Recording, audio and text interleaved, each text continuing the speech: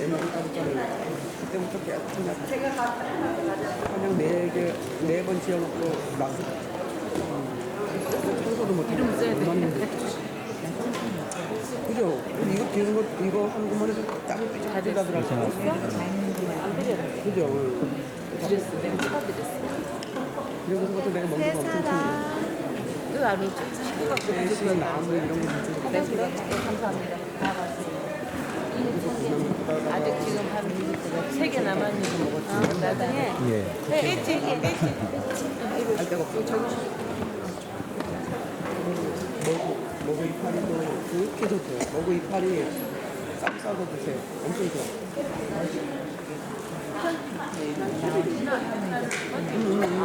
확인하면 돼. 근데 우리 통장이 찍혀. 세계가 어디 계시나? 쓰기 좋은 거랑 다르지. 쓴걸 자꾸 드셔. 이것도 삶아가지고 초장 찍어 먹든지 안 했나 봐. 아직 도착 안 했나 봐. 된장으로 쌈 싸먹으면 되게 좋아. 저 이거 또 갖고 와야 돼? 교재 또 있나? 교재 또 있어? 두 번째 시간? 상담학 지난번에 목사님 네, 지난번 거. 하나 남았어? 3개는 있잖아. 근데 왜 수가 몇 명 왔나? 23개 근데 이렇게 해서 26. 성장하게 관심되게 많아. 안녕하세요. 시작할까요? 성장 되게 좋아. 그 사람이 한 사람 안 죽었나? 아니야. 자, 앉아주시고요. 두 번째 시간 시작하겠습니다. 잠깐 기도하고 시작할까요? 제가 기도합니다. 은혜로우신 하나님, 또 이렇게 오늘도 좋은 날 주시고, 비록 주일 사역 가운데 피곤하고 어렵지만 또 월요일을 같이 일찍 나와서 함께 주의 은혜 가운데 또 우리의 사역을 생각해 볼 수 있도록 인도해 주신 은혜를 감사드립니다. 아멘. 주의 은혜 가운데 우리의 삶에 풍요로움을 더하여 주시고 특별히 이 시간을 통해서 저희들이 더욱더 하나님의 사랑과 하나님의 은총을 덧입는 존재로서 풍요롭고 즐거운 시간, 좋은 시간, 하나님의 축복의 시간 될 수 있도록 인도해 주옵소서. 주께서 이 시간에 주의 성령으로 주장하여 주실 것을 믿사오며 예수님의 이름으로 기도드리옵나이다. 아멘. 자, 아주 봄 날씨가 화사하죠. 오늘은 물빛대로의 꽃이 엄청나게 개나리 또 벚꽃 어울려서 주님께서 만드신 동산이 참 아름답습니다. 봄이 되었죠. 정우성 씨가 쓴 시 가운데 저런 시가 있습니다. 한번 보실래요? 꽃이 속에 숨어있는 꽃을 보려면 고요히 눈이 녹기를 기다리라. 꽃이 속에 숨어있는 잎을 보려면 크게 가슴이 따뜻해지기를 기다려라. 꽃이 속에 숨어있는 어머니를 만나려면 들에 나가 먼저 봄이 되어라.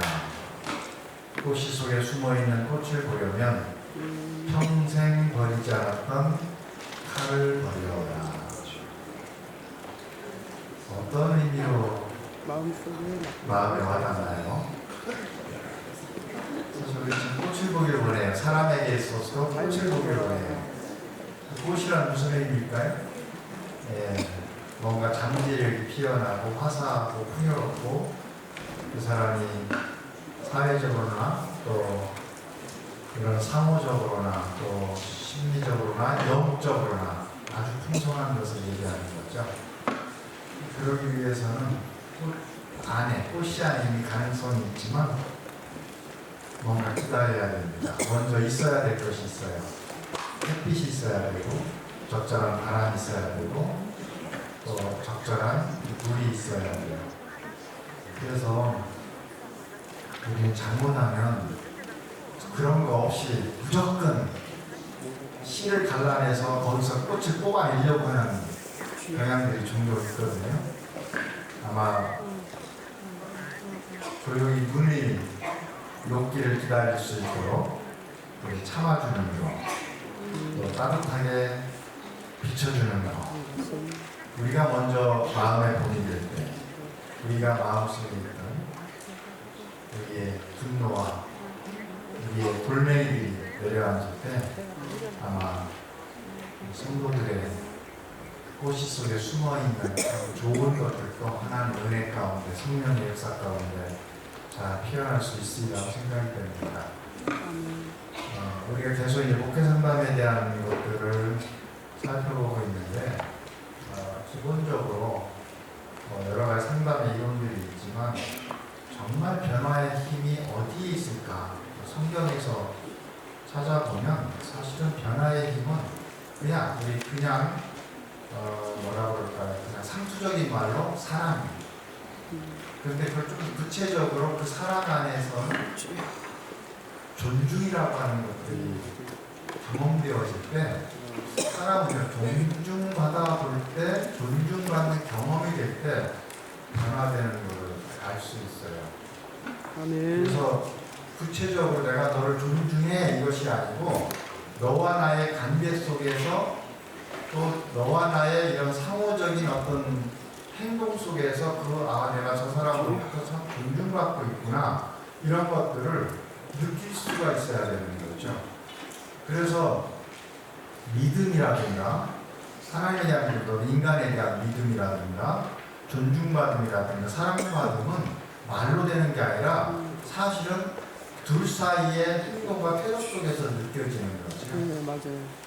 그래서 이런 존중받아 보는 경험이 있으면 그런 변화가 이루어지는데, 그 존중받는 경험 가운데 아주 중요한 게 지난번에 우리가 솔버라고 하는, 기억나시죠? 그 사람을 대면하는 태도, 그 사람을 대면하는 태도, 또 더 나아가서는 그 마음에 그 사람의 마음을 읽어줄 수 있는 이걸 경청을. 그래서 어떤 사람이요, Love is listening이라고 했어요. Love is listening. 사랑은 뭐 엄청난 어떤 것보다도 그 사람 마음을 잘 들어주는 거다, 알아주는 거다, 이해해주는 거다. 그래서 Love is listening이라는 거. 그래서 우리가 지난 시간에 살짝 이제 넘어갔는데, 그래서 내가 상담자적인 역할로 목회자지만 그 한 영혼, 한 내담자와 만나게 될 때는 우리가 지금 갖고 있는 나름대로의 편견이라든가 나름대로의 갖고 있는 내 도식을 조금 내려놔야 돼요. 우리가 갖고 있는 도식들이 여러 개가 있습니다. 우리 주로 가르치는 사람입니다. 훈계하는 사람들이고, 조금은 이 사람이 하나님 앞에 잘 살고 있는지 잘못 살고 있는지 또 평가적 차원이 되는 사람이고, 때로는 그 사람을 굉장히 지지해주는, 괜찮아, 하나님이 마지막은 잘해주실 거야, 이런 어떤 지지해주는. 그래서 보통 이제 그냥 그 사람의 마음을 이해하기보다는 지지해주는 그런 어떤 마음을 가지고 있어요. 그냥 조금은 툭 친다 그럴까요? 아무런 구체적인 근거 없이. 그래서 이런 어떤 특징들도 있고, 또 조언해주고, 뭐 이런 어떤 우리 마음에 갖고 있는 틀들을 좀 내려놓을 필요가 있습니다. 그거는 기본적으로 내가 저 사람의 마음을 이해해 보고자 하는 그런 어떤 마음의 시작이 되는데, 그래서 조금 이렇게 비유로 해서 상담자는 교통순경의 역할을 하면 안 된다. 조언하는 게 나쁘다는 게 아니에요. 때로는 조언 필요해요. 그러나 기본적으로 조언이 중심이 되면 안 된다는 거예요. 그래서 그거는 좀 파워링 시키는 거라고 했죠. 실제적으로 하나님이 그에게 뭔가 문제를 해결할 수 있고 올바른 방향을 또 결정할 수 있는 기본적인 어떤 역량을 주셨다는 것을 믿는 것은 굉장히 중요해요. 때로는요,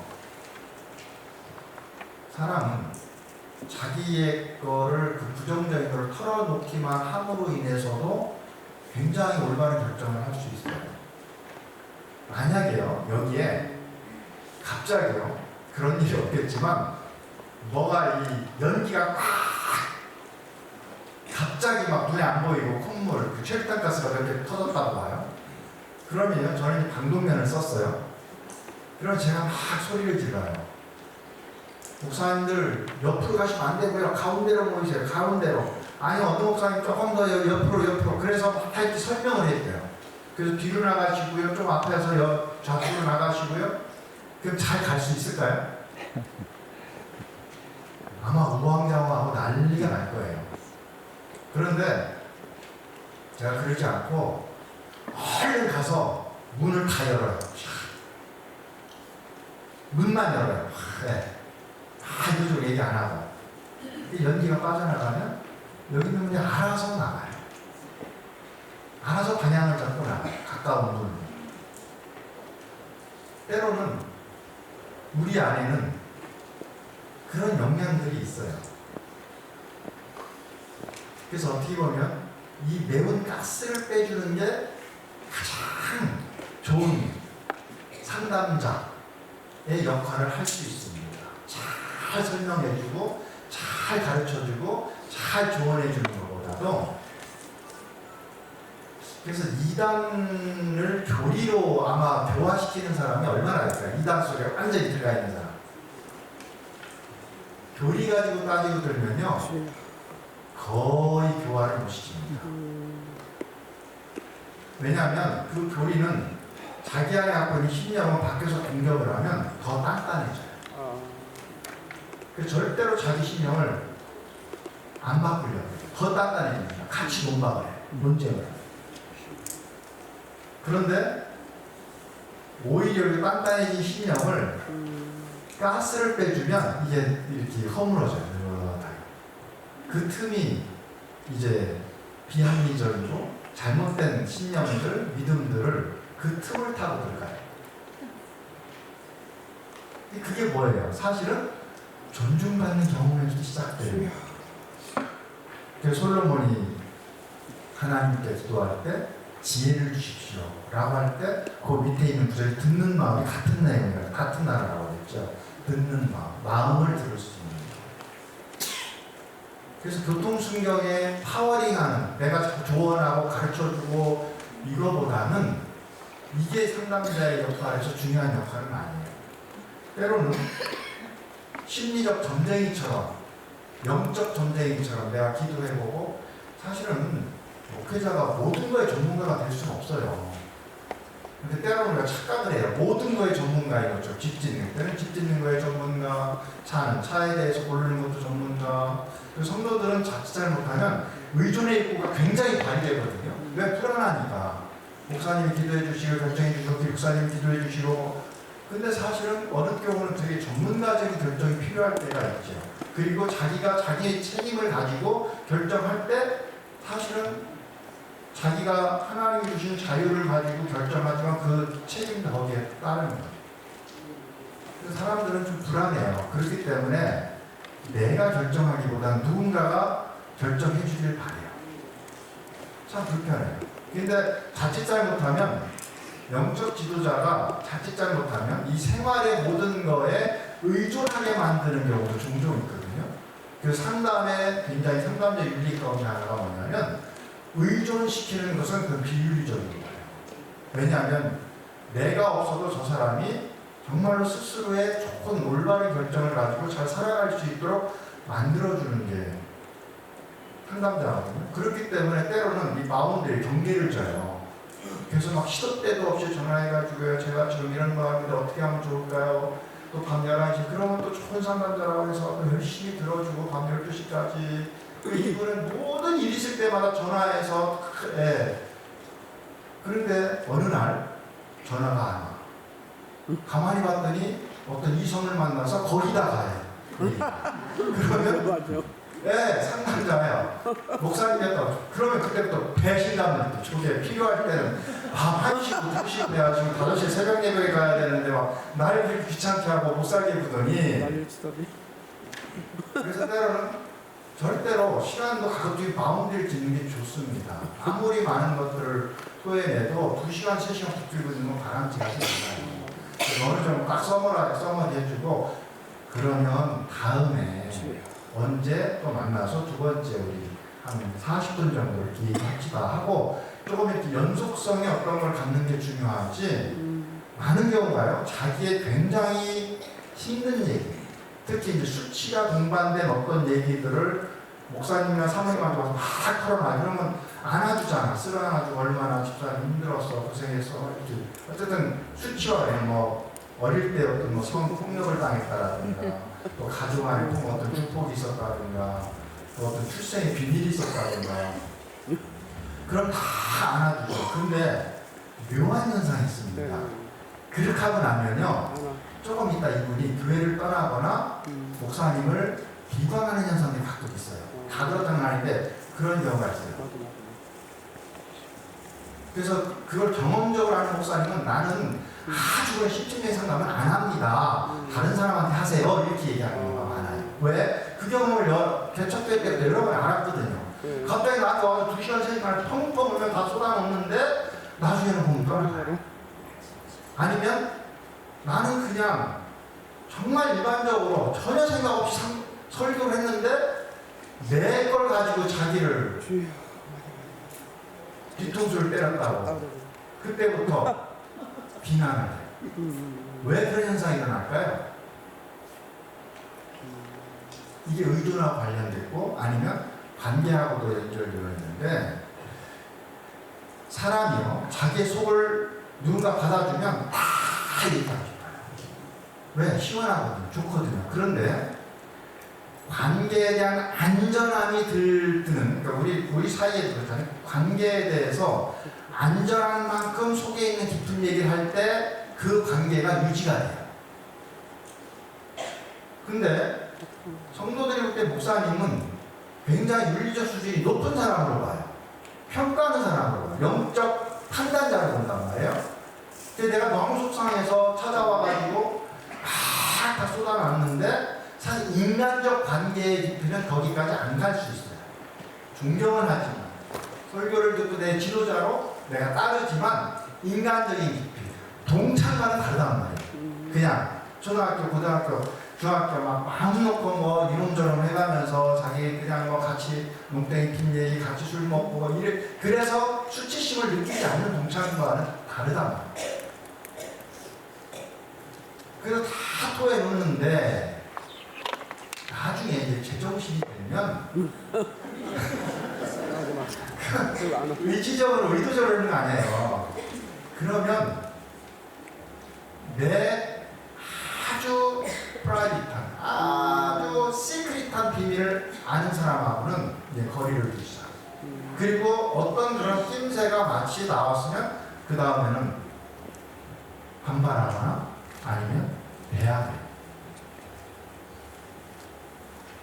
그래서 관계의 거리가 좁혀지면서 안전하면서 이런 얘기를 풀어놔도 우리 목사님은 정말로 그거를 옮기거나 나를 이상한 눈빛으로 보거나 비하하거나 그렇지 않다라고 하는 안전한 관계가 되면서 되는 만큼 들어가요. 부부 상담할 때요. 부부가 와서 이제 목사님한테 상담하겠다고 와서 얘기하죠. 두 분은 엄청 싸웁니다. 옛날에 있었던 일까지 다 해. 그 두 분이 한 번 안 나와요. 결국은 더 힘들 때가 있어요. 아주 인간의 깊이 있는. 그럴 때 이 상담자들도 흔히 많이 놓치는 거거든요. 그러면 상담자도 함께 이 관계의 안전한 망을 구축하기 위해서는 우리가 계단을 갑자기 깊이 들어가거나 또 수영을 할 때도 그냥 찬물 속으로 준비운동 없이 확 들어가면 그러면 심장마비가 와요. 천천히 들어가요. 천천히. 그래서 어떤 굉장히 그런 깊은 얘기를 하면 가끔은 이렇게 살짝 수면 위에 올려줘야 돼요. 아유 이렇게 싸우면서 어떤 게 이렇게 좋아서 둘이 만나셨어요? 네. 뭐가 눈에 씌었어요? 그러면서 약간 굉장히 아주 부정적이고 싫은 얘기만 하다가 살짝 이제 탁 걸리죠. 그래서 이제 한 번을 마치고 그 다음에 조금 더 그러면 그런 과정 속에서 안정감이 생기는 거예요. 그럴 때는 그 안정감이 탁 깊어지면 괜찮아요. 아주 수치스러운 얘기하고 그러면 정말 그분과 단단한데 모든 걸 알고도 나를 존중해주고 나를 또 이렇게 하나님 앞에 잘 세우려고 하고 그러면 정말로 좋은 관계가 되는데 그런 어떤 바운드리, 경계 없이 그냥 들어가게 되면 그 다음에는 나는 정말 괜찮은데 상대방은 나를 다르게 봐요. 그래서 마치 심리적 전쟁이나 그러니까 영적 전쟁이처럼 내가 갖고 있는 경험이나 이걸 가지고서 그 사람을 마치 문제를 알아맞힌다 그러면 자칫 잘못하면 이 사람은 되게 두려울 수 있어요. 상담자가 된다는 건 굉장히 진솔하게 된다는 거지 뭐를 굉장히 점쟁이처럼 잘 맞춘다는 게 아니거든요.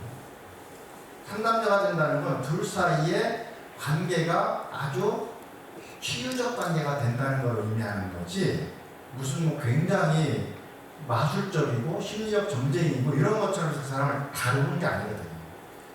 다른 말로 하면 둘 사이에 이런 변화의 경험들이 있을 때 그럴 때 변화가 되는 존중하는 경험이 있을 때 변화가 되는 그런 하나님의 역사가 일어날 수가 있죠.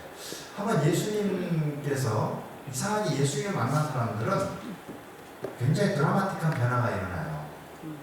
물론 예수님의 특별한 신유의 역사, 예수님의 신적인 역사가 있으니까 그렇다고 치더라도 그 관계적인 맥락을 잘 보시면 예수님께서 그 전에 그 사람과의 관계를 맺을 때 일반 종교인과는 달랐어요. 그 당시 랍비나 사두개인이나 바리새인들하고 달랐어요. 예를 들면 요한복음 9장에 날 때부터 소경된 사람을 예수님께서 고치시는 장면이 나오죠. 이게 이제 예수님께서 쭉 이렇게 나오시면서 성에서 나오시면서 관심을 기울이거든요. 길에서 늘 앉아가지고 거기서 이제 그 동향하던 날 때부터 소경된 그 사람은 날 때부터 아마 그냥 열심히 그 앞에 사람들에 의해서 거기 앉혀져 있고 그냥 동향을 받으면서 그래서 자기 자신이 어떤 느낌이었을까요? 내가 뭐 존중받은 사람? 내가 무슨 굉장히 그래도 내가 이렇게 좀 장님이고 신체적인 불구를 가지고 있지만 나는 살아갈 만한 사람? 그런 마음이었을까요? 그렇지 않았을 거예요. 그냥 생존하고 그냥 다른 사람 동향 얻어가지고 살아가는 게 이 사람의 하루하루의 목표였고 자기를 그렇게 존중하게 바라보진 않았을 거예요. 하나님의 저주받은 사람, 그 당시에 장님, 자기는 쓸모없는 사람, 비하하는 사람. 근데 예수님께서 나오면서 예수님께서 그 사람에게 관심을 기울여요. 그러니까 예수님께서 그 사람에 관심을 기울이는 걸 제자들이 먼저 금방 알았어요. 근데 제자들은 뭐라고 하냐면 물어봐요, 예수님한테. 예수님, 저 사람이 날 때부터 소경된 것이 저 사람의 죄입니까? 아니면 저 부모의 죄입니까? 자, 어떠세요? 이 소경에 대한 관심이에요? 아니죠, 절대.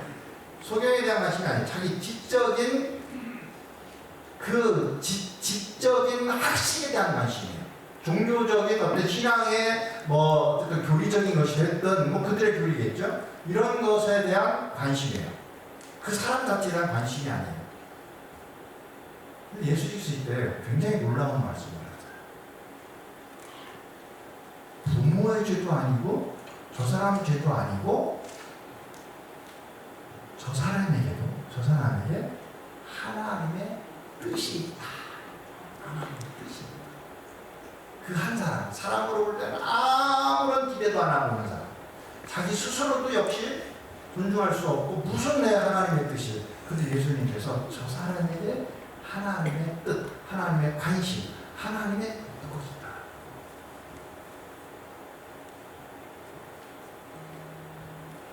예수님께서 삭개오에게 찾아가서 그 삭개오가 내려와서 막 자기가 회개를 하고 변화를 해.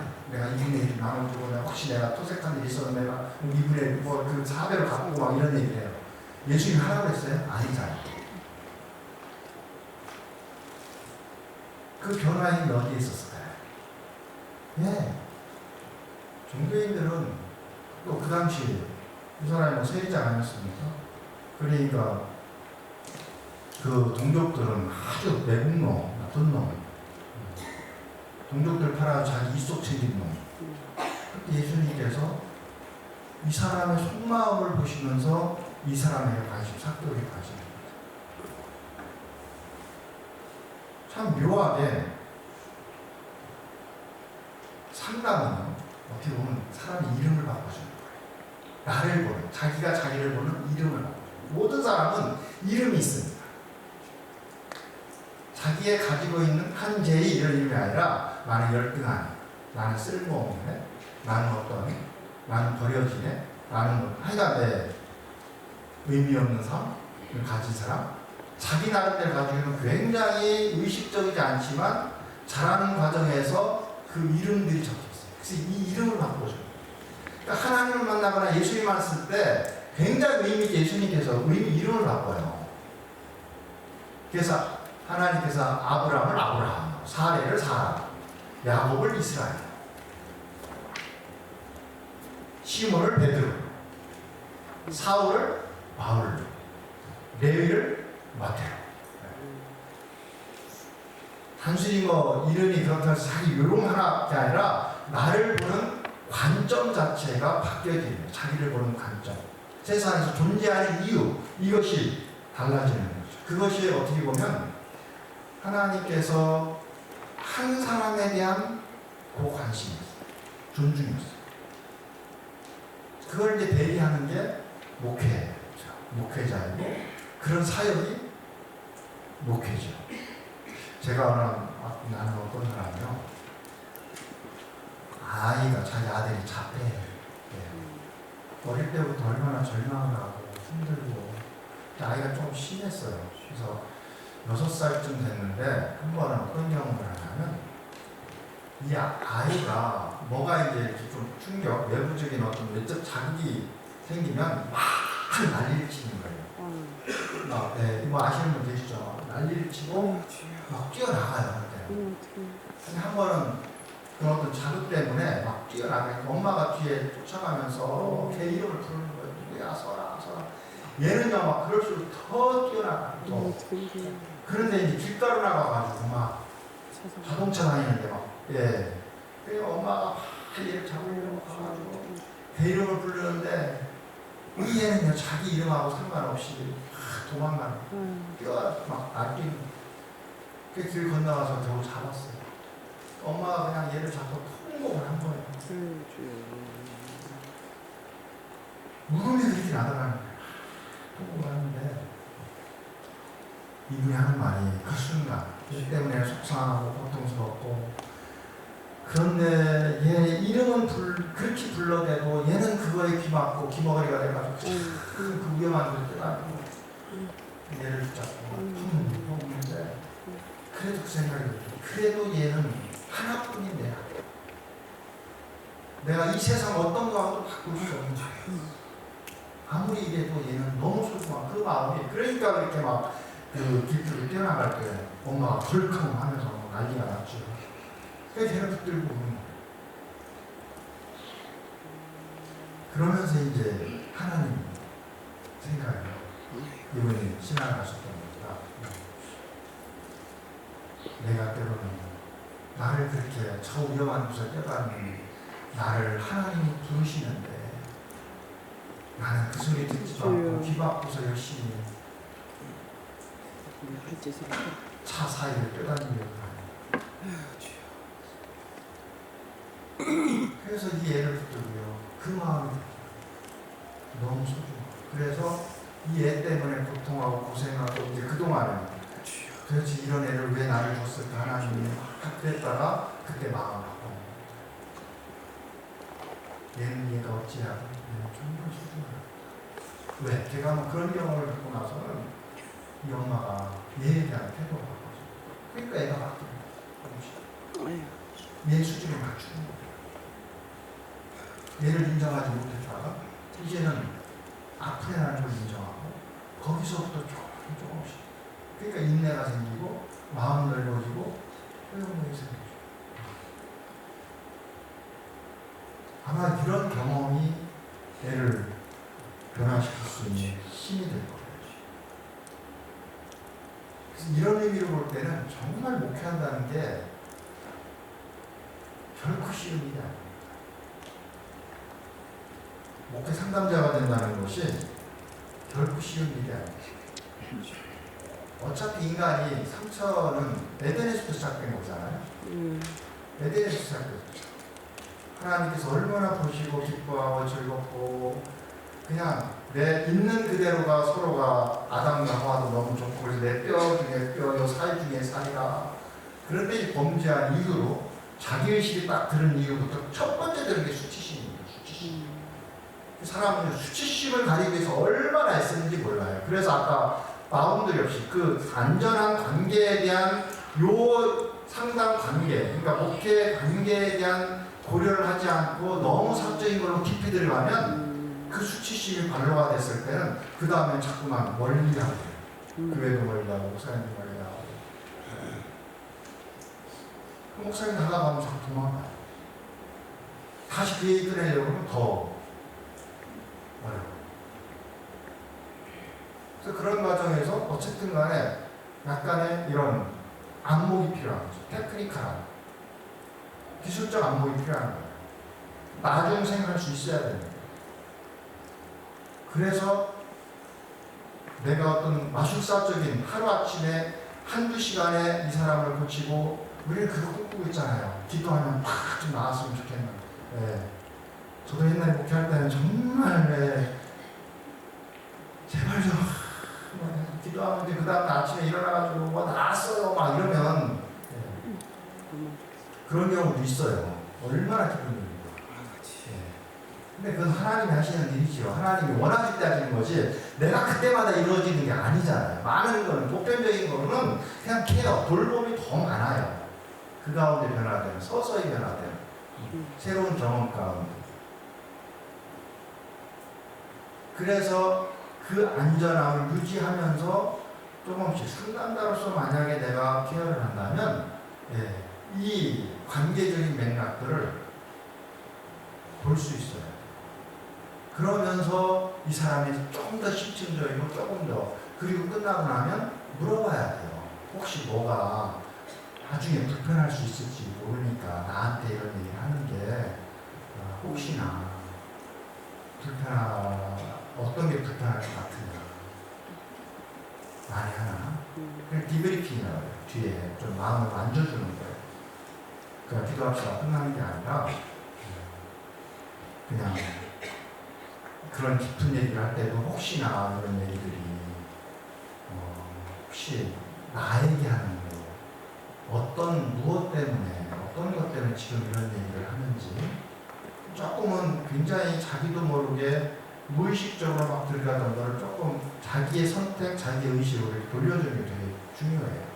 제가 얼마 전에 어떤 분이 집사님 나 이런 얘기는 생전 처음 하면서 되게 수치스러운 얘기예요. 출생 얘기 또 이걸로 말미암은 또 굉장히 성적인 타락 이런 거. 그래서 제가 좀 얘기 듣다가 그런데 지금 이 시점에서 저에게 이거를 하는 이렇게 얘기를 다 하는 게 집사님에게는 이게 어떤 유익이 있고 이게 어떤 의미가 있는지 좀 궁금하네요. 그랬더니 이분이 갑자기 생각하더라고요. 그러면서 하는 말이 제가 목사님에게 얘기를 하는 거는 그냥 내가 이제 이렇게 안 살겠다라고 하는 하나님께 지금 내 죄를 얘기하는 의미입니다. 그럼 일종의 전주에서 얘기하는 고해성사와 같은 거네요. 맞아요. 그래서 말씀드리고 싶어요.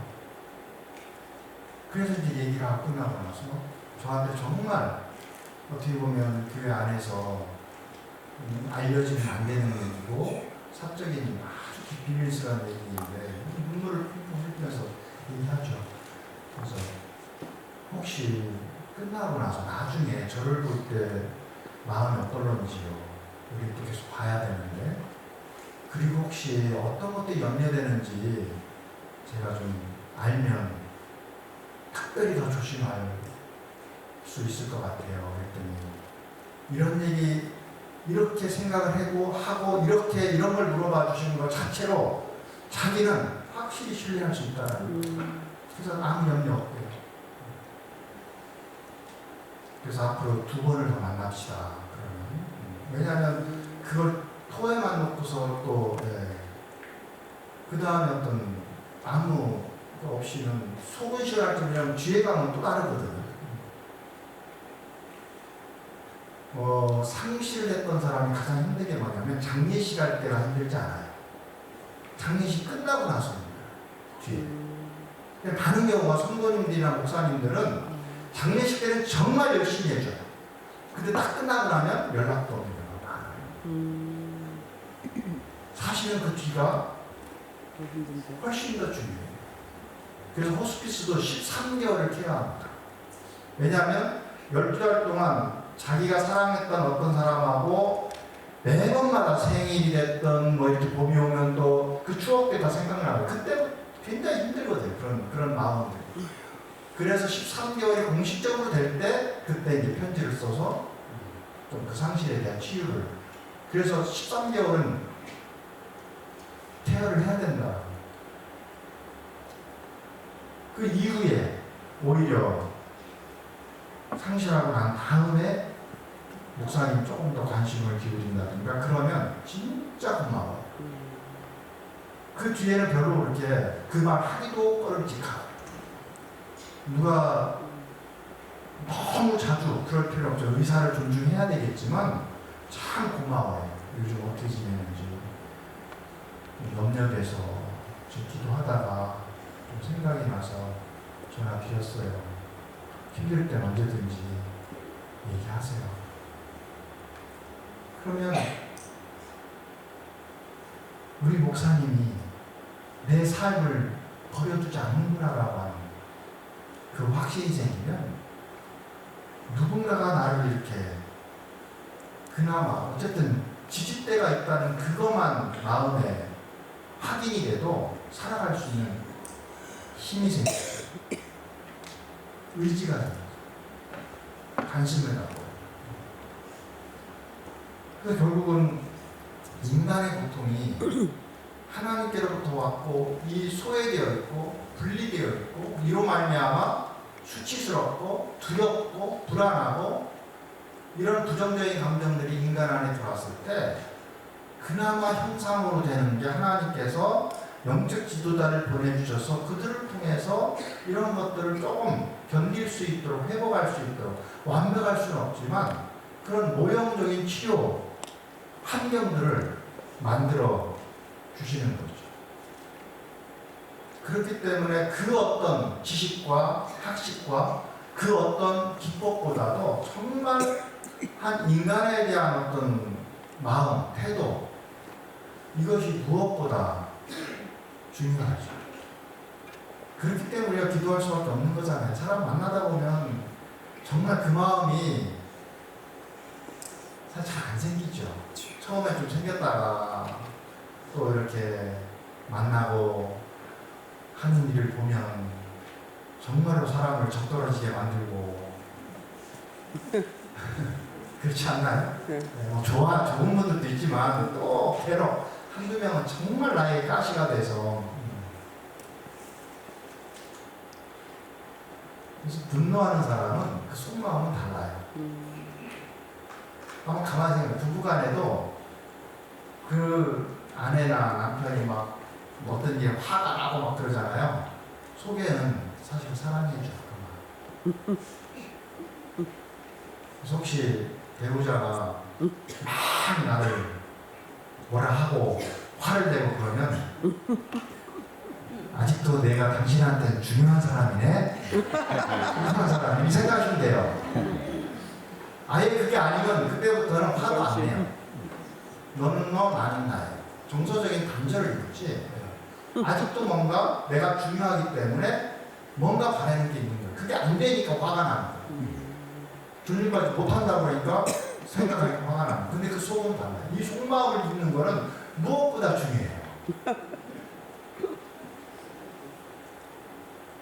그런 것들을 어떻게 보면 이제 상담자적 지혜입니다. 상담자적 지혜.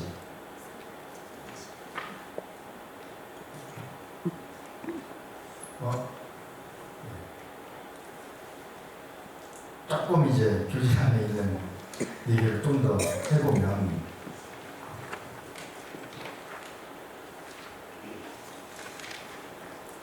기독교하고 이제 어차피 이제 우리가 목회 상담을 할 때는 이 심리학 내지는 상담학적 지식 또는 기술, 이거를 차입할 수밖에 없거든요.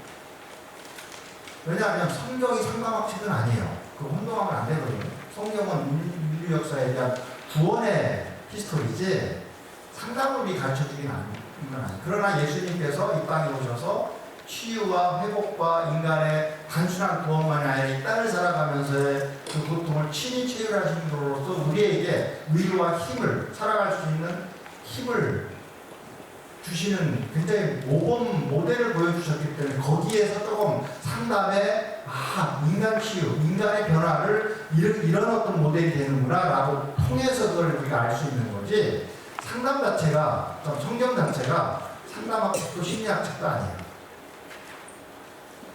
그래서 이런 면에 있어서 우리가 이제 목회자로서 이런 어떻게 보면 세속적 학문에 대해서 어떤 태도를 가지냐라고 하는 건 굉장히 아마 개인의 어떤 목회자 입장에서 되게 중요할 거예요.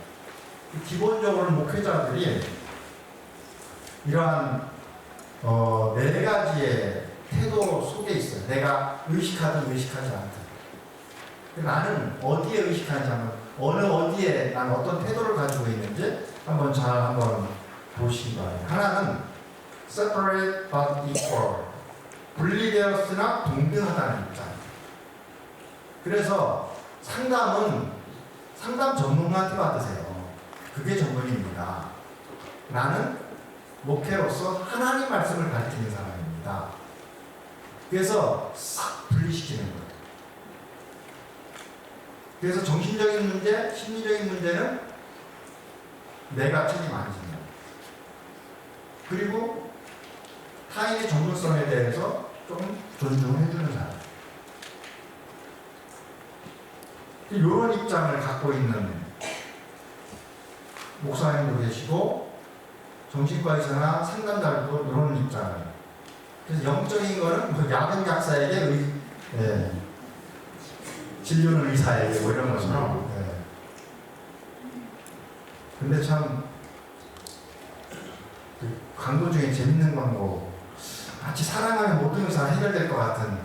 근데 그 어떤 남자가 거리가 퇴근하고서 다 여자 그 회사 앞에서 기다려요. 그럼 여자는요 좋아가지고 남자는 너무 힘들어서 이러고 있는데 자기야 나 보니까 피곤이 확 걸리지. 그러니까 남자가 뭐 대답도 그러는데 밑에 쫙 광고 나와요. 진정한 피로회복제는 약국에 있습니다.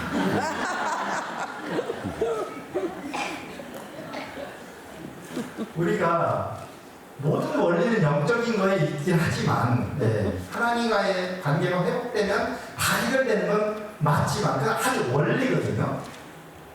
우리가 죄 때문에 우리 신체적인 병이 온 거는 원리 맞아요. 그러나 이 땅을 살아가면서 병이 걸리면 약국이나 병원이나 의사가 필요한 거기에 전문가를 얻는 그런, 이게 이제 분리되었는데 그냥 전문가로서는 동등하다 이런 입장을 짓는. 근데 이런 목사님들은 어쨌든 교회 안에 목회를 할 때 자원을 활용하려고 할 수 있죠. 그쪽 전문가들을, 특히 상담이나 심리 전문가들을 교회에서 이제 이렇게 또 활용하시는 분들도 있고요.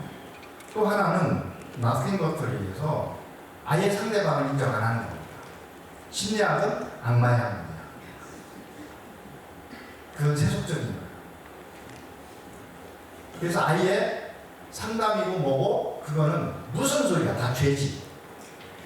하나님 앞에 회개하고 성경 말씀으로 바이블 프리스크립션을 받아가지고 그 말씀을 묵상하면 낫는 거지. 오히려 심리학이나 세속 학문이 우리를 힘들게 한다고. 정신과 의사나 상담자들도 그런 사람도 있어요. 아픈 거는 아픈 거지. 예를 들면 이렇게 분열 있어서 그거는 이렇게 뭐 이렇게 하나님이 자기한테 뭐 어떤 종교적 현상 아니면 굉장히 또 종교적으로 어떤 얘기를 하면 저 사람은 분열이지 뭐 어떤 마귀예요 이런 거하고 상관없다 이렇게. 모든 걸 그냥 심리적인 문제로 보는 거예요. 그 상대방을 인정하지 않는 거예요. 기독교 중심의 절대적인. 그래서 아예 다른 학문, 다른 직책, 다른 전문성은 교환할 필요 없다라고 보는 거예요. 한때는 이게 굉장히 강했었어요. 그래서 이전에 84년도인가 그때 논문에 보니까 정신적인 이 정신병의 문제를 목회자들한테 지금은 많이 다릅니다만 설문조사를 해보니까 어떤 현상이냐 그때 한 80% 정도가 마귀의 역사다 이렇게. 근데 신부님들은 한 30% 정도가 그렇게 나왔던 것 같아요. 그쪽이 훨씬 좀 더 이런 세속 학문과 이런 거에 조금 더 오픈되어 있었어요. 그러니까 정신적인 문제를 생기면 이런 문제가 생기면 이제 뭐 붙잡아 놓고 아니면 기도원에 데려다 놓고 묶어놓고 처음에는 안수 기도하다가 말 안 들으면 안찰 기도하다가 또 더 바라더라면 안타 그렇게 꽤 많았었죠 이전에. 이거 다 이게 어떤 외적 악한 영의 역사라고. 지금은 아마 설문조사는 그렇게 안 할 것 같아요. 양쪽 다 마귀의 역사도 인정하지만 그렇게 모든 정신적인 문제를 위해서는 다 그렇게 취급하지는 않을 것 같거든요. 또 어떤 경우는 요게 현대에 이렇게 많이 포스트셀러 돼서 그냥 혼합해버립니다. 저는 설교할 때도 자꾸 심리학적 설교를 하는 거 저는 정말 안 좋거든요. 저는 상담자이지만 어느 때는 잘못 알고 하세요. 한 게 정말 유명한 목사님인데 한 번은 설교를 하는데 뭐 제가 우연히 들은 거죠. 참 불편하더라고요. 왜냐하면 어떤 그 심리 이론에 대한 얘기를 하는데 잘못 알고 있어요. 잘못 얘기해요. 나는 이제 그 부분에 조금 더 공부를 했으니까 잘 알잖아요. 사람 이름도 잘못 얘기하고 또 그 약간의 이론도 잘못 얘기하고 뭐 그분은 그럴 수 있어요. 왜냐하면 거기 전문은 아니니까. 근데 대중적인 메시지라고 전파를 타고 그럴 때 사실은 되게 조심해야 되는데 이분은 이런 세속적인 책을 많이 읽으셔서 그걸 이렇게 설교 가운데 계속 많이 넣으시더라고요. 근데 이제 이런 것들이 믹스되는 건 별로 바람직하진 않죠. 저는 글쎄 약간 설교할 때 그 안에 그 조금 이렇게 불교예와 이런 거 넣는 것도 마음에 걸리더라고요. 메시지를 전하는데 왜 이상한 인간의 어떤 비유는 괜찮은데 특히 이 메시지를 전할 때는 근데 이런 분들은 이제 대부분이 토스트셀러드 입장입니다. 혼합하는 거예요. 인간의 이런 어떤 성령의 또 성경적인 이런 것만 아니라 그냥 이런 실적인 하나님께 주신 일반 계시 이런 것들을 다 섞어서 그냥 유익을 주면 된다라고. 이거 되게 조심해야 될 거거든요. 사실은 심리학도 잘못된 심리학 되게 많거든요. 인간에 대한 잘못된 이해를 하는 것도 굉장히 많아요. 근데 어떤 분들은 이렇게 그냥 좀 책 읽으면 그거 그냥 아무 생각 없이 인용해가지고 얘기하시고 제목 설교하고 이럴 때. 근데 이런 입장을 취하는 분들도 있고요. 근데 가장 경계해야 될 부분이 이 부분이에요, 사실. 근데 마지막으로는 Spoiling the Egyptians 할 때 이게 이제 어디서 나왔냐면 하나님께서 모세를 보내서 이제 애국 땅에서 결국은 뭐 10가지 재앙 그 다음에 이제 마지막 아들 장자를 다 죽일 때 계속 그 이집트인들 바로 왕이 완악해져서 계속 하나님 말씀을 안 듣잖아요. 그리고 이제 마지막에 결국 장자들이 다 죽었을 때 이스라엘 민족은 다 살아있고, 그럴 때 하나님께서 모세에게 준비를 시켰어요. 뭐라고 하냐면, 너는 애굽에서 이거 세속적이 더러운 거니까 금은 보아 양 뭐 이런 거 다 놓고 나와라. 이랬나요? 아니죠. 네. 너 있는 거 싸그리 그거고 이웃집에서도 달라고 해가지고 갖고 와. 네. 금은 보아 양소 뭐 이런. 그래서 그걸 다 갖고 나오라고 하나님께서 시켰어요. 그게 이제 스포일링 이집션이거든요. 그래서 이거는 하나님 성품과 상관없다라는 거예요. 인간의 유익에 위해서 하나님 주신 도구가 될 수도 있고, 아니면 우상을 만들면 이건 우상 숭배하는 도구가 될 수도 있고, 그래서 이런 어떤 상담학적 지식이나 세속적 이런 학문들을 인간을 돌보는 데 있어서 기독교적 가치관 속에서 그거를 채로 걸러서 하나님이 주신 지식을 채로 걸러서 하나님의 중심에 맞게 이거를 그 가치관이나 이런 기본적인 가정은 무엇보다 성경 중심적인 인간이 속에서 이거를 활용을 하라 하는 그런 입장이에요. 아마 목회 상담이나 기독교 상담은 거의 대부분 이 입장이었습니다. 그래서 성경 중심적인 입장이지만 기독교 중심의 입장이지만 이런 세속적인 이런 어떤 그 지식들을 그냥 이거는 악마의 장난 이렇게 가진 않아요. 목회 상담 가운데 제이 아담스라고 하는 과거 유명했던 사람은 심리학적 지식이나 나쁜 것들 이런 입장이었거든요. 그래서 필요 없다. 그냥 하나님 말씀과 회개해야 되고 이제 이런. 그래서 우리가 목회를 할 때, 꼭 상담 안 해도 목회를 할 때 사실 목사님들은 이 입장 중에 한 입장이 될 겁니다. 그러면 내가 그냥 하는 거하고 내 포지션이 하나님 앞에서 어떤 많은 입장을 취할 것인가를 제대로 이해하고 내가 목회하는 건 굉장히 중요해요. 내가 나를 알고 목회하는 것과 그냥 떠다니다 보면 완전히 이런 혼합주의적인 입장이 되거든요. 그러면 뭐가 잘못된지 모를 수도 있습니다. 그런 관점에서 볼 때 무엇보다 중요한 것이 그러면 인간은 어떤 존재냐라고 하는 거에 대한 성경적인 이해를 하는 것은 무엇보다 중요하죠. 그래서 아까 제가 이제 경청이나 이런 얘기를 할 때는 그래도 인간 안에는 하나님의 이미지 오브 갓, 이 하나님의 이미지가 완전히 훼손되지 않았기 때문에 각자가 그래도 죄인이지만 자기를 자각할 수 있는 힘이 있고 결단할 수 있는 힘이 있고 또 자기 문제를 해결할 수 있는 새로운 인생을 살아갈 수 있는 힘이 그 안에 있다라고 하는 것을 전제로 하는 거예요. 이게 좀 더 나아가면 어떤 사람들은 인간을 굉장히 그러니까 자기의 어떤 그 뭐라 그럴까, 자기의 어떤 자아를 실현하기 위한 근본적으로 아주 갖고 태어난다 이렇게 얘기하는 사람도 있거든요. 로저스 같은 사람 대표적인 사람이에요. 우리 뭐 굉장히 잘 알지만 인간을 보는 관점은 기독교적 관점에서 조금 달라요.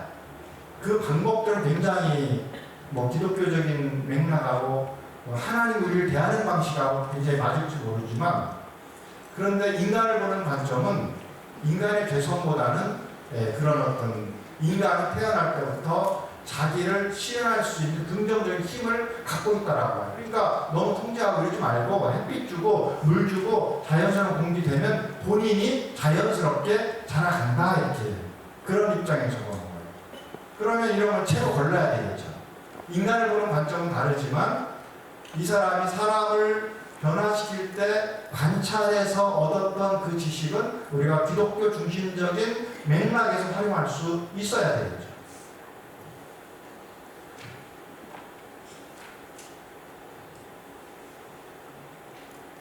크게 보면 인간의 성경적인 차원에서 인간을, 그러면 상담도 기도도 목회도 인간이 어떤 존재인가를 제대로 이해하는 건 중요하거든요. 혹시 제가 이렇게 나눠드린 거기에 다 이거 적혀 있는 걸 꼭 한번 읽어보세요. 자세히 적어놨습니다. 그래서 무엇보다 인간은 하나님의 형상을 닮은 피조물. 뭐 이거 너무나 당연해요. 창세기 1장 26절 27절에 보니까 우리의 형상을 따라 우리의 모양대로 우리가 사람을 만들고 그들로 바다의 물고기와 하늘의 새와 가축과 온 땅과 땅에 있는 모든 것을 다스리게 하자 하시고, 한번 같이 읽어보실까요? 하나님이 자기 형상 곧 하나님의 형상대로 사람을 창조하시되 남자와 여자를 창조하시고. 이거 너무 당연히 잘하는 얘기예요. 근데 저는 여기서 굉장히 깊은 또 하나의 좀 이렇게 뒷면에 있는, 하나님이, 우리가 하나님의 형상을 따라 창조되었어요. 그러면 당연히 영적인 형상인 거죠. 우리가 이 모습은 아닌 거죠. 근데 여기서 어떤 것들이 정말 저는 상담적 입장이 중요하냐면, 하나님의 형상은 어느 때 가장 잘 드러날까요? 그러니까 하나님의 형상을 따라서 인간을 지었기 때문에 인간이 가장 그들의 성령이 충만하고 가장 풍요롭고 가장 건강한 모습일 때는 하나님의 형상이 드러나야 돼요. 그렇잖아요. 그런데 저는 이거 어디 있던 건 아닌데, 제가 여러 번 있다가 부부 세미나 하면서 그 하나님의 형상을 어떻게 드러내지? 절대로요, 사람은 자기 혼자 하나님의 형상을 못 드러냅니다. 그래서 왜 하나님이 우리의 형상대로 놓고 사람을 창조하시되, 사람을 창조하셔도 끝나요. 끝나면 돼요. 근데 5장 중에 한 번 더 나와요. 또 사람을 창조하시게 하고 남자와 여자를 창조하시게. 결국 가장 아름다운 남자와 여자의 인간의 사랑의 최고점은, 아마 그래도 인간이 할 수 있는 최고점은 물론 이제 아가페적인 부모가 엄마가 아이를 사랑하는 아주 일방적인 사람은 그거밖에 없거든요, 사실은. 사람과 상호적이에요. 남자와 여자도 상호적일 때 건강해져요. 일방적인 거는 반드시 문제가 생기기 마련해요. 근데 아주 일방적인 거는 아기였을 때 엄마와 아기만의 관계 속에서 그거는 찾아볼 수 있는데, 그 이후로는 건강한 관계에서 다 상호적이에요. 너희는 서로 위로하고 서로 봉사하고 서로 칭찬하고. 근데 하나님의 형상을 드러내는 거는 나 혼자 정말 혼자 기도하고 혼자 찬송하고 삶 속에서, 그래서 하나님의 형상을 못 드러내요. 그래서 변화산에서 예수님께 우리 여기가 좁사오니 그럴 때 아니다, 내려가라. 사람과 사람의 관계 속에서 하나님의 형상이 드러납니다. 아멘. 그 사람 창조하시되 남자와 여자를 창조하시고. 저는 제가 많이 읽으면서 제가 감동이 돼서, 결국은 그래서 부부, 가족은 하나님의 형상을 드러내는 성교의 전축이다. 둘 사이에 어떻게 하는 모습을 보고 사람들이 저 집은 하나님의 형상이 살아났구나 하는 걸 볼 수 있다라는 거예요. 그러면 인간은 이렇게 하나님의 형상을 닮은 존재라고 하는 것은, 목회 상담자는 이 하나님의 형상의 관계를 둘 사이에서 뭔가 이미테이션, 드러내야 돼. 어느 정도. 그게 이제 하나님이 인간에게 대하는 그 아가페적인 그건 아니지만, 결국 사랑을 줘도, 목회자가 사랑을 줘도 저는 일방적으로 사랑을 주는 거는 거기는 반쪽짜리 사랑이에요. 사랑을 하되 어떻게 사랑을 해야 되냐면, 사랑을 주되 그 사람이 또 나를, 그 사람이 다른 사람을 사랑할 수 있는 사람으로 만들어주는 사랑을 해야 돼요. 그게 사랑이에요. 아멘. 왜 잘못하면 그냥 목회자 희생. 그러니까 모든 걸, 그러면 버릇없는 사람이 되죠. 뻑하면 저 교회 안 나오는데 협박하는 사람이 되죠. 그 최고의 협박 아니에요? 우리들한테는. 근데 하나님의 형상을 닮았다라고 하는 건 죄인이지만 상호적이다. 그러면 상담자로서 목회자도 상호성을 요 둘이 만날 때, 둘이 함께할 때 경험해야 돼요. 그래서 그 사람의 주체성도 인정하고 나의 주체성도 서로 인정하고, 그리고 상호 주관적 관계다. 이런 것들이 일반적인 관계가 아닙니다. 이런 것이 목회 상담이라고 하는 둘 사이의 관계에서 실현될 수 있도록 만들어가는 게, 하나님께서 인간을 어떻게 창조하셨는지를 성경적으로 가만히 보면서 그거를 상담에 적용해 나갈 수 있는 좋은 원리가 돼요. 오늘 여기까지만 해야 되겠네요. 무엇보다도 식사 시간이 침범하는 이런 안 되는 커다란 실수입니다. 자, 오늘도 어쨌든 우리 서로들 간에 식사하시면서도 한번 연습해보세요. 상호적인 연습. 먼저 말을 한번 걸어보세요. 제가 지난번에 첫 번째, 지금 이제 제가 바로 수업이 있어서 이제 집사람한테 도시락 써달라고 그래서 얼른 가서 도시락 먹고 들어갔는데, 지난번에 처음 시간이라 저기 식당에 가봤더니 너무 그냥 근엄한 모습으로 식사하시는 분들이 꽤 많더라고요. 좀 다가가시고, 조금 자기도 소개하시고, 웃음도 먼저 보여주시고, 그러면서 좀 이런 상호성을 좀 경험하는 그런 시간 됐으면 좋겠습니다. 네, 오늘도 좋은 하루 되시고요. 맞점하세요. 감사합니다.